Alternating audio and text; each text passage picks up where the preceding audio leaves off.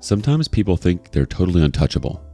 In those cases, do we remind them where they stand and who they are? Or do we leave that for karma? Let's discuss that today on rLounge. Up first, when the monster under the bed comes out to play, but it's just your money-hungry aunt. My aunt stole my inheritance. Then karma struck, and her life fell apart. Sorry if anything is misspelled. I have horrific dyslexia. My aunt was one of 2 kids my grandparents had. My mother was the solar opposite to my aunt. She worked from the age of 12 in my grandfather's shop, never asked for anything, and eventually managed to start her own business. My aunt never held down a job till the age of 26, was constantly stealing from her parents, and was constantly in trouble. Despite this, my aunt was spoiled by my grandmother, and so were her kids. She had 3 kids from 3 different men, and her first husband was not one of them, if you know what I mean. Didn't matter what my aunt or her kids did, my grandmother would always jump to their defense. She never had time for my mom or her kids unless it was to get something from us. The only reason my mom would visit her was because she loved my grandfather. My grandfather passed away in 2004, and a few months after, my nan decided to write up a new will. My mother and my aunt were both present for it when she signed it, so they knew what was in it. It made it so that when she passed away, her home would be sold and the money split 25% each to my mom and aunt, and the remaining 50% would go evenly to the grandkids. At the time, the home was worth more than £500,000, so it would be a nice little inheritance, but nothing life-changing. In 2010, my mom died after an accident and did not have a current will in place. As she no longer had her business and was renting a house, she didn't have anything of much monetary value.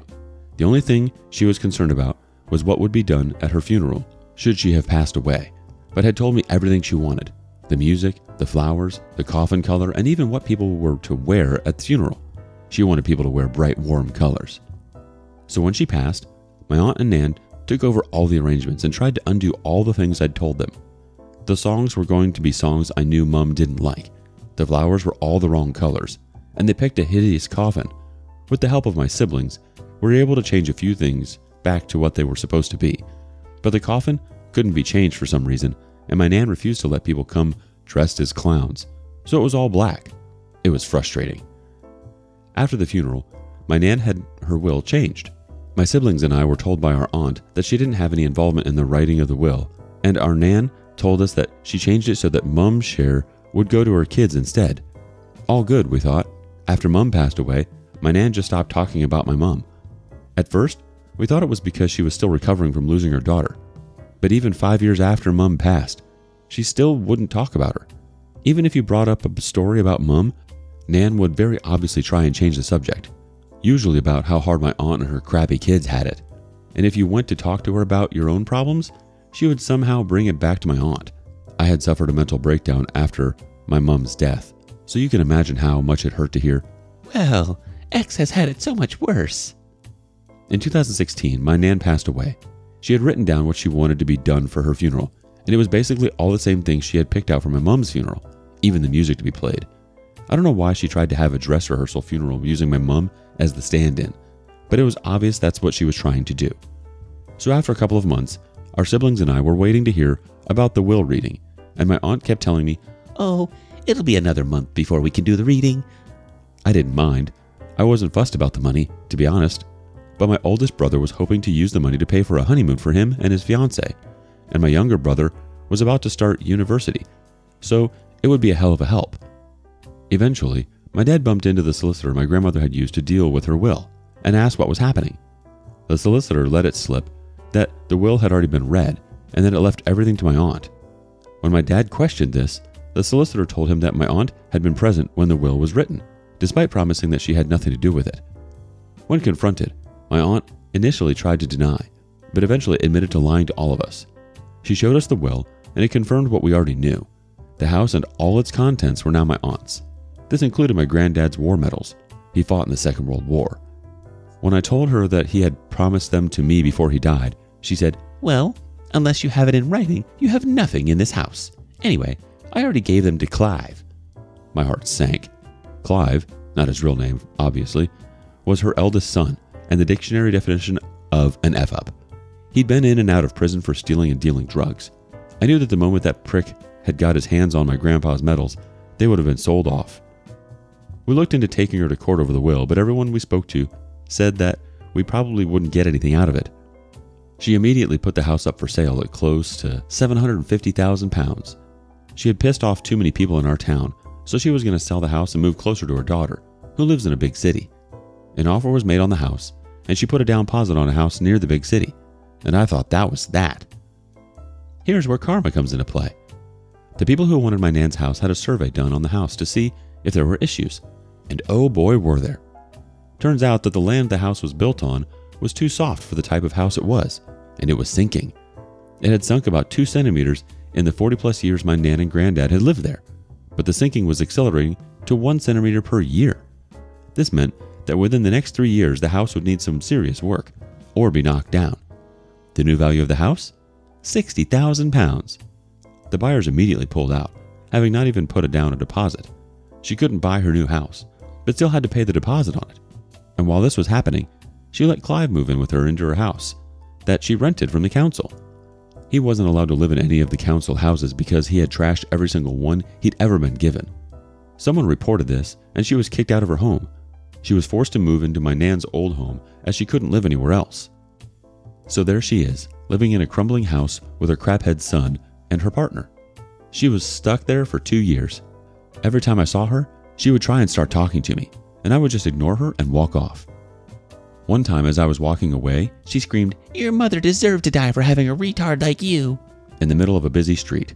Someone reported her to the police, and she had an official warning from them, and was ridiculed on Facebook.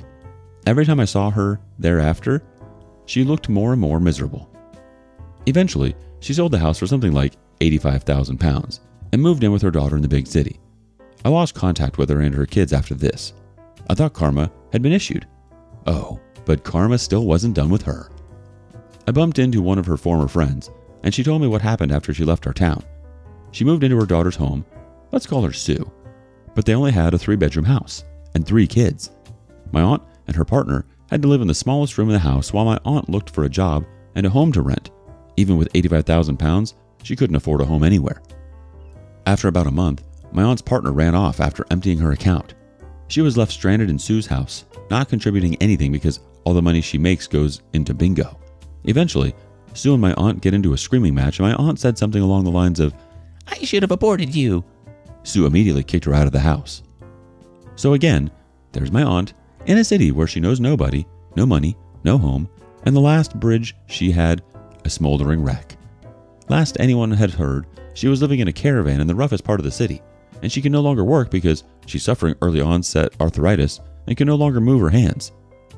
I know I shouldn't get joy out of something like this happening to another person, but it does bring me some peace as to what happened.